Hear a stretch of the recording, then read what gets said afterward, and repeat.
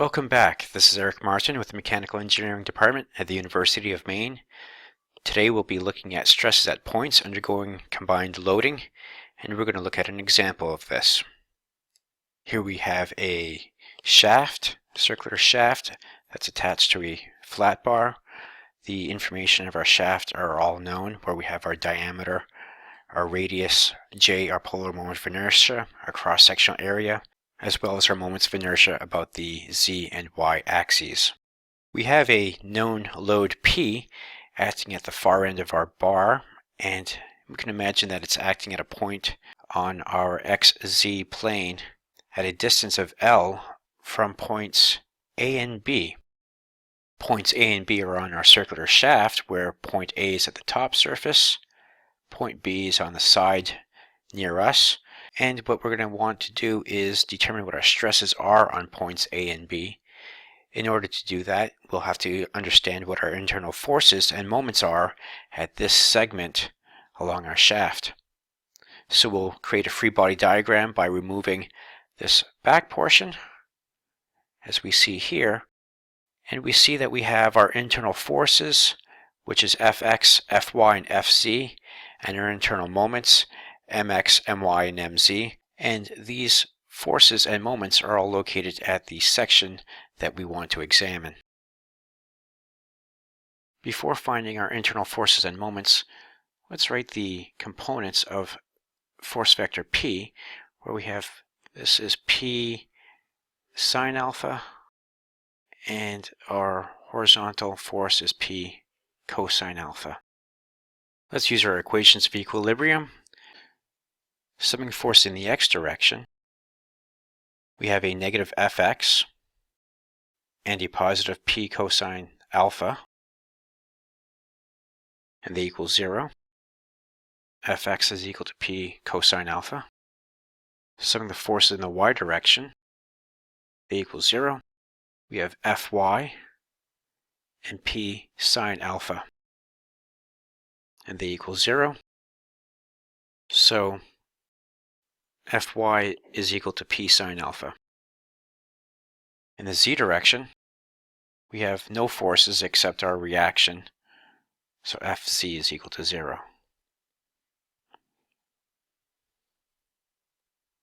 Now let's solve our moment reactions. We'll start with the moments about the x-axis, so we'll sum the moments about the x-axis, and they equal 0. We have mx, and mx is directed in the negative direction. And the reason I did that was that gives mx a positive torque. Similarly with Fx, that's a positive or tensile axial force. Now the moment created about our x-axis is caused by P sine alpha, that's the magnitude of the force, and the moment arm is A, and that would be creating a negative moment about the x-axis. It's directed so that it would cause our bar to rotate in a negative direction. So we have mx is equal to negative PA sine alpha. Sum the moments about the y-axis, they equal to 0. And we have my that's directed positive. And we see the P cosine alpha, that's creating a moment about the y-axis. So P cosine alpha, that also has a moment arm of A, and that would be creating a negative moment about the y-axis.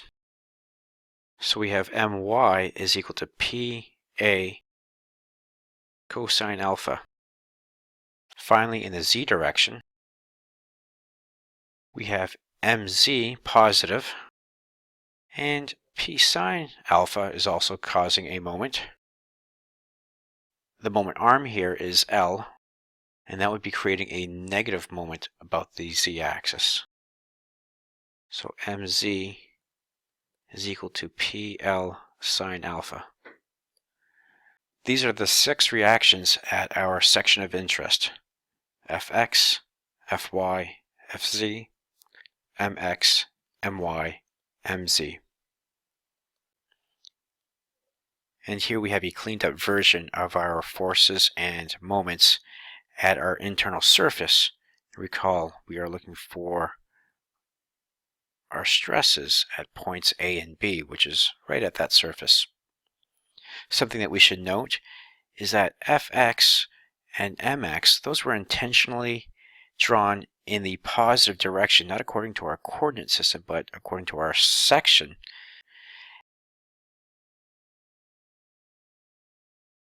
Mx, what this is this is our torque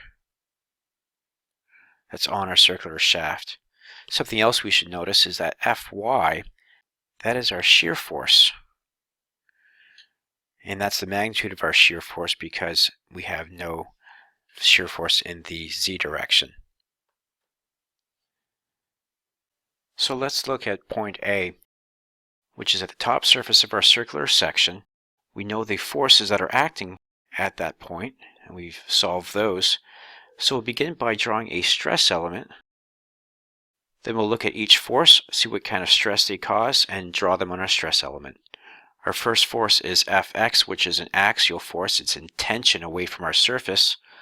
So sigma x is equal to P cosine alpha divided by our cross-sectional area. We can draw that here. And I'll also draw my axes while I'm here. So that'll be the x-axis. And then downward will be the z-axis. It's not a typical xy element. Let's consider Fy.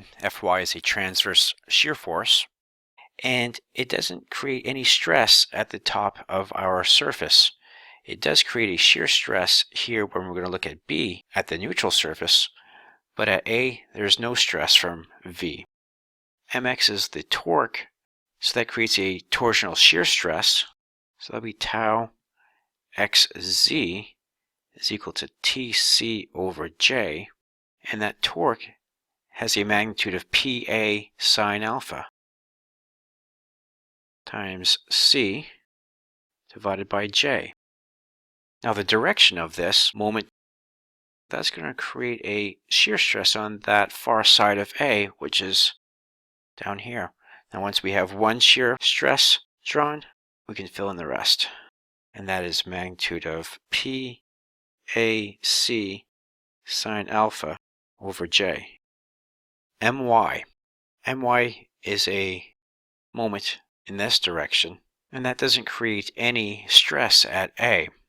Imagine us looking straight downward on this, and here is A, and here is My. Well, A is located on the neutral surface, and so we would have no bending stress. We call our flexure formula My over I.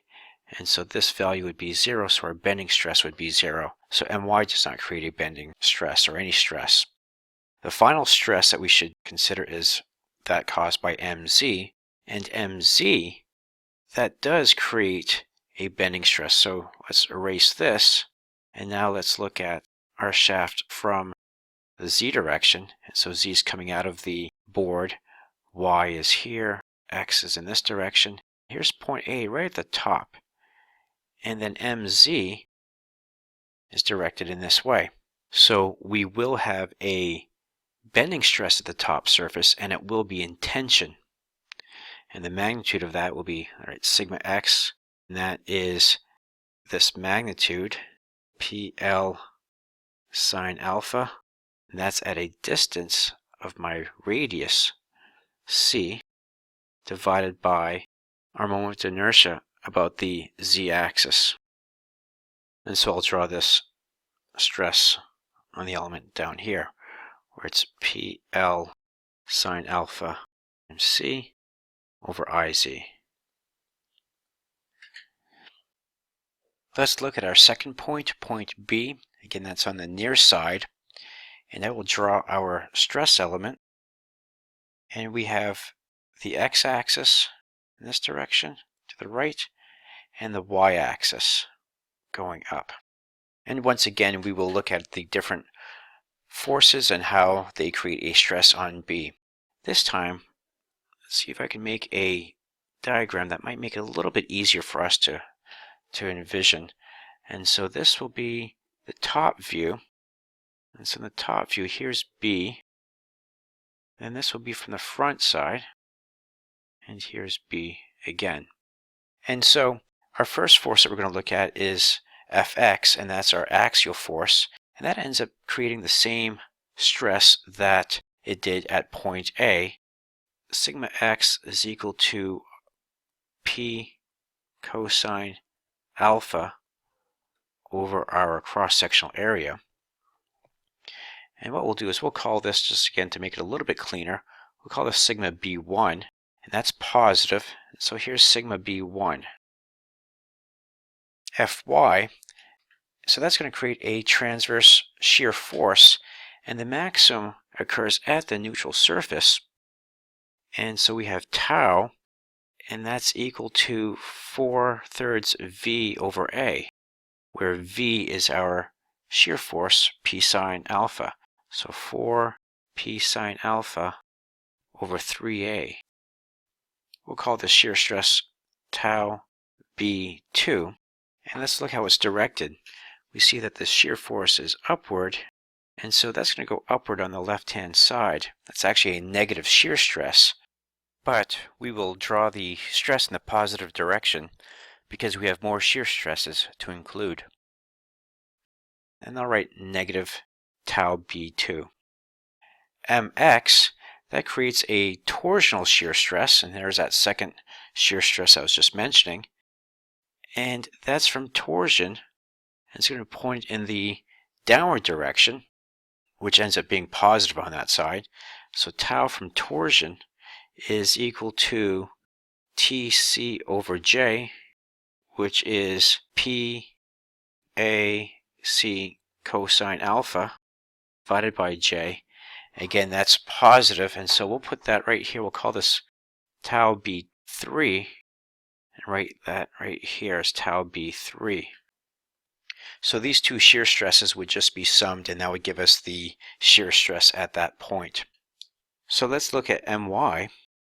My is a bending moment about the y-axis, and we can see that our element would be in compression. So we have sigma x, and since it's in compression, we'll have a negative, and our bending moment is PA cosine alpha. The distance from our neutral surface to point B is our radius, c. We divide that by our moment of inertia about the y-axis, Iy. And let's call this sigma B4. And since it's subtracted, we can either draw our stress in this direction, or we can even write sigma B1 minus sigma B4. And now let's look at the last load, Mz. That's in this direction, which is this direction here, and that's a bending moment. And since point B is on this neutral surface, again, there is no bending stress. So we have no stress from Mz at point B. So that would give us our completed stress element and how to find all the stresses. In order to find all the stresses, we need to look at each one of our loads. Thank you for watching.